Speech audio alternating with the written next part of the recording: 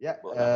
para subscriber channel YouTube PRFM, para netizen PRFM yang hari ini sedang di rumah aja, biar kami yang bekerja, karena narasumber saya, Pak Deden, juga saat ini sedang di rumah.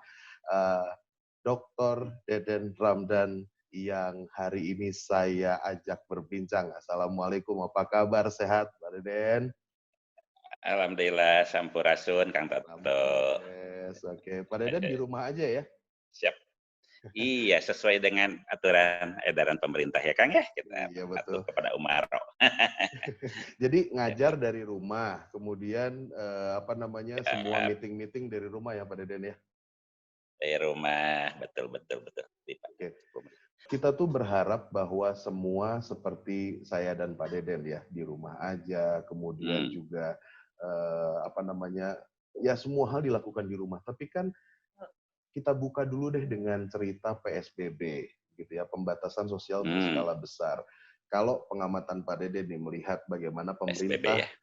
pemerintah Iya. menetapkan PSBB untuk wilayah Bandung Raya yang baru berjalan kurang Hmm. lebih beberapa hari ini. Apa yang Pak Dede lihat dari kebijakan ini? Iya, tentu aja PSBB ini kita harus baca dalam 3 poin ya, Kang ya. Tentu, yang pertama kita melihat bahwa ini adalah sebuah acceleration evolution kalau menurut saya kan, bahwa, peristiwa, COVID-19 ini kan berlangsung di, minggu, pertengahan kalau tidak salah Maret ya, kemudian, apa, secara, bertahap berjenjang begitu, kemudian berkembang sedemikian rupa sehingga, COVID-19 ini menjadi sebuah wabah yang dalam beberapa hal menimbulkan beberapa kepanikan dan seterusnya kan begitu. Tentu saya melihat bahwa apa yang dilakukan oleh pemerintah kita, Pak Presiden kita tentu ada pilihan yang sulit ya Kang ya, ketika misalnya mau menerapkan apa yang namanya lockdown total begitu, karena di situ dibutuhkan beberapa kriterium ya. Satu di antaranya adalah kepatuhan dari masyarakat secara utuh penuh ya, dan tanpa reserve begitu.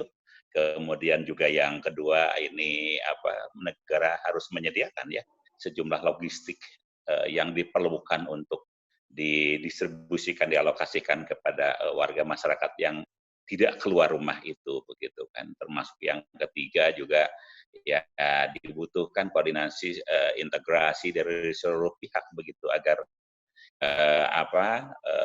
kebijakan lockdown ini bisa efektif. Nah, kenyataannya kan itu tidak digunakan sehingga ada tahap yang kemudian bertingkat berjenjang saya katakan tadi begitu kan, bagaimana kita melihat bahwa kebijakan yang berlaku dan berlangsung ini adalah sesuai dengan kondisi dari sebuah wilayah regional begitu, kota, kabupaten, dan provinsi begitu di Indonesia, dan tentu ini memerlukan beberapa kalau menurut saya kesiapan dan kesadaran dan kesabaran itu yang pertama. Lalu yang kedua tentunya ketika kita memaknai PSBB ya tentunya ada hal yang sangat utama kan. Jadi ada kesadaran kolektif bahwa penyakit ini adalah ya wabah ini adalah wabah yang sifatnya universal ya, lebih dari 280 negara ya yang saya dengar, dan kemudian dalam konteks Indonesia ya harusnya begitu antar pihak itu bisa memahami bahwa ini adalah peristiwa force majeure ya Kang ya.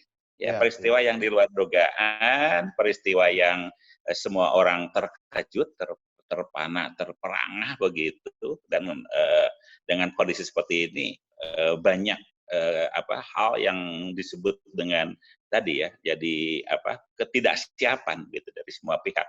Nah, dalam kondisi seperti ini ya tentu yang dibutuhkan adalah bagaimana informasi ini sampai begitu, diseminasi informasi dari tingkat pusat sampai daerah sampai tingkat RT RW begitu, sehingga kemudian PSBB ini atau wabah ini dengan aturan yang berlaku dan berlangsung itu tidak kemudian tidak mewabah secara melebar, malah harusnya direvisi. Itu yang kedua Kang ya. Kemudian yang ketiga, saya memaknai bahwa PSBB ini adalah sesuai dengan kondisi existing ya Kang ya. dari sebuah region ya. Jakarta dimulai ya, kemudian Bodebek dan Bodetabek ya, karena Tangerang masuk ke provinsi Banten ya Kang ya. Iya. Kemudian bergeser ke Bandung Raya dan sebagainya. Dan itu pun Bandung Raya itu kan yang total itu Bandung ya Kang ya, yang lain masih parsial Kang ya. Nah, seperti itu. Dan tentunya ini harus ada koordinasi antar pihak karena dalam beberapa hal nih, saya berada di diskotik Kang ya, rumah saya di sisi kota Setik ya. Saya di Cimahi ya. Turun ini pelemparan batu masuk ke kota Bandung. Cimahi masih membolehkan ya Kang ya, 2 orang gitu ya. Nah, itu kan asal KTP-nya sama suami istri dan sebagainya. Masuk ke kota Bandung harus balik lagi kan. Ya karena apa? Karena Bandung itu totally Kang ya. Sementara ini parsial misalnya. Contoh begitu kan.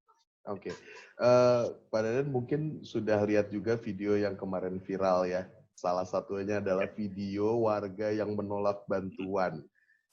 Apa artinya ini, Pak Dadan? Ada warga yang menolak bantuan. Kemudian kemarin juga ada satu berita di KBB yang tapi bantuannya kalau nggak salah bantuan dari pemerintah KBB-nya ya ada item yang memang nggak layak begitu ya. Nah, bantuan untuk warga masyarakat. Tolong sedikit tanggapi di saat kondisi PSBB seperti ini, Pak Deden. Ya, tentunya ada 7 skema ya Kang ya, yang bahkan 8 ya dari Prakerja, BLT dan sebagainya begitu. Yang tentunya ini bisa berjalan ya kebijakan ini secara baik, lancar dan efektif ya ketika maaf mungkin saya harus merujuk kepada 3 prinsip ya Kang ya, kejujuran, keterbukaan dan tanggung jawab ya. Nah, ini ya jujur saja, ini berkaitan dengan mutual trust ya Kang ya. Nah, kalau sudah seperti itu kemudian kita menghadapi kendala seperti itu ya sehingga apapun yang dikeluarkan sebagai sebuah kebijakan dari pemerintah kemudian di turunannya itu kemudian ada masuk anginnya ya Kang ya. Nah, itu seperti itu. Ya, Jakarta saja katanya sekian ratus ribu, ternyata setelah dibuka-buka hanya sekian persen yang diberikan. Kemudian di Sumatera, kalau tidak salah wakil wali kota Palembang ya Kang ya, sampai ke marah-marah itu kan. Karena setelah dibuka ternyata hanya 50% yang diberikan, kan begitu dan seterusnya. Berarti di situ tidak ada amnesti di situ ya, yang kemudian itu menimbulkan beberapa persoalan. Contoh saja, ini tetangga saya begitu. Dia ketua RT ya, diminta untuk mendata warganya ya yang layak mendapatkan bantuan ya Kang ya. Ternyata misalnya dari dihitung ada 300, tapi ternyata yang datang itu bantuan hanya sekitar 30. Nah, ini bukan ngajak keluar kan ya. Nah, ini kan menimbulkan sejumlah kontroversi ya sehingga ya kata RT itu ya kalau diterima bagaimana ya ini mengajukan 300 yang diterima 30. Tidak diterima gimana? Akhirnya ya istiqoroh dia berembuk dengan warga tokoh masyarakat dikembalikan lah itu kan ya itu seperti itu ya. Nah, jadi berarti yang bikin masuk angin itu apa, Pak Deden? Ya itu tadi amnesti itu ya Kang ya. Nah, jadi problem di kita ini ya satu maaf ini penyakit plat merah ya Kang ya. Penyakit plat merah ini adalah satu semuanya dalam beberapa hal ada kecenderungan itu kesannya proyek kan ya. Yang namanya proyek kan gitu ya Kang ya. Kalau main kelereng kita waktu kecil ya pihak-pihak kabur ya. Setelah mendapatkan keuntungan kita menang udah kelereng itu diloncatkan saja dibawa kabur kan begitu. Nah, ini saya apakah ini sebuah kultur ya yang disebut dengan red tape bureaucracy ya Kang ya. Jadi birokrasi yang ditandai dengan rapot-rapot merah begitu. Ya karena persoalan kejujuran tadi, moral ya faktor yang kemudian menjadi sebuah batu penjuru dan itu disorot oleh masyarakat begitu. Sehingga dalam beberapa hal pada gilirannya memunculkan yang disebut dengan distrust ya Kang ya. Itu seperti itu. Jadi ya seperti gini lah. Misalnya Pak Presiden atau Pak Gubernur mengatakan ya kami akan memberi kan gitu ya. Itu mah hanya ya maaf itu bullshit, omong kosong dan sebagainya. Nah, tentunya ini yang tidak kita inginkan ya Kang ya karena saya yakin dan percaya Pak Presiden, Pak Gubernur, Pak Bupati, Wali Kota itu sudah habis-habisan dia bekerja keras ya. Mungkin kerjanya satu kali itu satu hari 24 lagi 25 jam ya Kang ya. Nah, tapi ya itu di level berikutnya ya terjadi beberapa hal yang bisa disebut penyalahgunaan atau penyimpangan Kang. Ya sehingga ya menurut hemat saya ini butuh ya sebuah monef ya Kang ya. Monitoring evaluasi yang terus-menerus ketat dan sebagainya begitu sehingga persoalan-persoalan yang klasik ini ya tidak kemudian terus mengemuka di tengah situasi hari ini yang menurut saya ya ini kalau saya meminjam ya dari kawan-kawan gerakan ini seperti ranting rumput yang kering ya Kang ya. Nah ini kalau dilempar saja yang namanya begitu, ini bisa membara, meledak dan menjadi sebuah situasi yang tidak kita harapkan, situasi chaos, anarki dan sebagainya. Jujur saja ya, ini kan kita melihat ya hal yang tidak menentu berkaitan dengan unpredictable time ya Kang ya, begitu ya. Di minggu pertama Mei selesai, BNPB mengoreksi minggu kedua, BNPB mengoreksi lagi 29 Mei ya. Bahkan Pak Jokowi itu udah tahun ini kita ya dalam keadaan prihatin saja ya karena kita tidak tahu kapan ini selesai dan memang ini ditandai dengan statement terakhir kan dari Dirjen Direktur WHO ya Kang ya. Nah, itu WHO mengatakan bahwa saya belum bisa memastikan WHO pun itu sebagai lembaga kesehatan dunia begitu. Dia belum bisa memastikan karena di satu negara ini mau menyelesaikan ya persoalan COVID ini sudah recovery sudah sembuh ya Cina ya Italia sekarang sudah mulai mereda dan sebagainya. Tapi di sisi lain ya banyak negara yang baru memulai Kang wabah ini. Contoh Brasil ya Kang ya. Contoh di beberapa negara di Afrika dan sebagainya. Nah jadi seperti apa kondisi existingnya Kang? Oke, Pak Deden, ini pertanyaan terakhir saya. Mengingat kita baru masuk beberapa hari, masih ada sisa waktu bahkan lebih dari seminggu begitu ya untuk kondisi PSBB di Bandung Raya. Dari sekian hari ini kan pasti sudah ada evaluasi, sudah ada hal yang kembali lebih ditingkatkan dari hari-hari sebelumnya. Nah, apa yang Pak Deden ingin sampaikan, baik itu untuk pemerintah, baik itu pusat, provinsi dan kabupaten kota, dan juga warga masyarakat nih, karena ini kan salah satu pilihan yang kita ambil ya, PSBB daripada harus lockdown, mendingan PSBB dibatasi, ya harus taat, harus nurut juga begitu kan. Nah kira-kira Pak Deden mengamati kebijakan ini, pesan untuk pemerintah dan warga masyarakat, silakan Pak Deden. Iya, yang pertama jangan ada dusta di antara kita ya kan. Ya, jadi ya kan begitu ya, itu kuncinya ya. Ini seperti ini ya, ini seperti main-mainnya lirik dari lagu itu. Maksud saya adalah untuk yang dibutuhkan hari ini adalah sebuah kesadaran kolektif ya dari seluruh elemen bangsa, warga masyarakat ya yang masuk kategori pentahelik itu ya Kang ya, media massa, kemudian juga unsur-unsur organisasi kemasyarakatan fungsional juga termasuk juga pemerintah, government itu untuk bersama-sama melihat bahwa ini persoalan besar ya. Musibah ini nggak akan bisa diselesaikan dengan hanya satu dua sentuhan dan temporary begitu ya, itu satu, hit and run nggak bisa dilakukan. Lalu yang kedua tentu ya saya ingin mengatakan bahwa dalam konteks ini ada kunci yang disebut dengan egosentrisme ya Kang ya.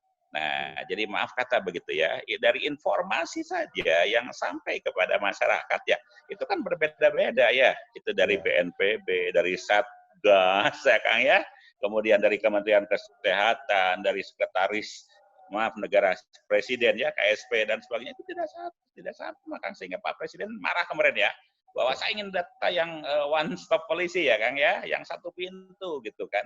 Ini yang kedua begitu. Ini bukan persoalan sederhana karena dipastikan ya bahwa ini ada sebuah treatment solusi ketika data itu jelas lengkap benar ya Kang ya. Nah, jadi tidak ada yang di hidden agenda ditutupi atas nama macam-macam begitu. Ya termasuk juga ego sektoral, ya itu saya katakan begitu. Ego sektoral ini kan karena jelas Kang, ini di sisi yang lain begitu ada alokasi anggaran yang gurih Kang ya. Ini sudah triliunan ya Kang ya, yang disiapkan dialokasikan ya dari pusat ya APBD tingkat 1, tingkat 2 itu semua seperti itu. Nah, ini jangan kemudian gitu ya, itu memanfaatkan kesempatan dalam kesempitan, dalam situasi orang menderita begitu, menikmati penderitaan ya, kebahagiaan atas penderitaan orang lain. Jadi bahasa saya seperti itu ya. Jadi mungkin saya lebih kepada hal-hal yang sifatnya kondisi psikologi masa ya Kang ya. Karena Akang tahu kan begitu ya, hampir sekian % sekarang pegawai di rumah kan di PHK, perusahaan juga tidak bisa bergerak ya karena situasinya seperti ini dan seterusnya, itu semua menderita sekarang ya. Nah, jadi oleh sebab itu yang namanya revolusi industri menuju ke 5.0 itu yang titik tekannya dua ya hal ya Kang ya, itu yang disebut dengan sinergitas kolaborasi plus yang disebut dengan humanistik begitu. Hari inilah di evidensial ya, dibuktikan ya, pengujiannya begitu kan ya. Ya kenapa ya? Ya saya katakan ini persoalan-persoalan yang menurut saya ya tidak bisa bukan main dan bukan main-main. Ya, itu seperti itu. Jadi menurut teman saya semangatnya koordinasi mensinkronisasi antar pihak yang ujungnya adalah how to create the mutual trust. Ya, bagaimana meng-create yang disebut dengan membangun yang disebut dengan kepercayaan dari semua pihak atas situasi yang terjadi ya, sehingga pemerintah bekerja dengan baik dan benar ya. Kemudian juga ada apresiasi ya kepada tenaga medis ya, garda terdepan ya atas kerja keras bertaruh nyawa ya dalam menghadapi wabah seperti ini. Masyarakat juga ditenangkan ya atas keadaan yang menurut saya ini tidak daring, nggak bisa bergerak, sementara sekian % warga negara Indonesia termasuk warga Bandung Raya ini bekerja di luar ya Kang ya, secara di sektor informal. Kalau dia tidak keluar rumah, dia tidak mendapatkan uang. Kalau tidak mendapat uang, tidak bisa memberi nafkah bagi dirinya dan keluarganya kan. Nah ini juga harus diperhatikan begitu ya. Nah, jadi menurut saya, apakah bisa ya dengan hipotesisnya adalah jika ya semua elemen warga bangsa, elemen bangsa ini paham dan mengerti tentang apa yang harus dipatuhi, apa yang harus menjadi kesepahaman antara pihak, maka ya 14 hari ini bisa lama bisa sebentar ya. Tapi prinsipnya adalah bersakit-sakit dahulu ya Kang ya, bersenang-senang kemudian 2 minggu semua patuh aja. Ya, nah 2 minggu dipastikan akan terjadi semacam recovery. Tapi kalau kita ya pasar masih ramai ya, pabrik masih buka, orang tidak sadar dan mengerti bahwa ini penyakit yang mematikan dan sebagainya ya, menurut teman saya hipotesisnya adalah kita siap-siap aja bersakit-sakit dengan durasi waktu yang lebih lama, dan tentu itu tidak kita inginkan gitu. Gitu Kang atau hatur nuhun Pak Deden, sehat selalu, salam untuk keluarga dan the point is tadi ya, bahwa jangan ada dusta di antara kita. Itu poinnya. Salam untuk keluarga, hatur nuhun, tetap semangat, salam untuk semuanya. Siap, Kang. Iya. Assalamualaikum, Kang. Waalaikumsalam. Oke, itu tadi obrolan singkat kita bersama Dr. Deden Ramdan, pengamat kebijakan publik dari Unpas Bandung. Pasti kita punya perbincangan menarik lainnya yang akan kita ulas lagi. Tetap stay at home, tetap di rumah aja. Nantikan video-video selanjutnya di channel YouTube PRFM.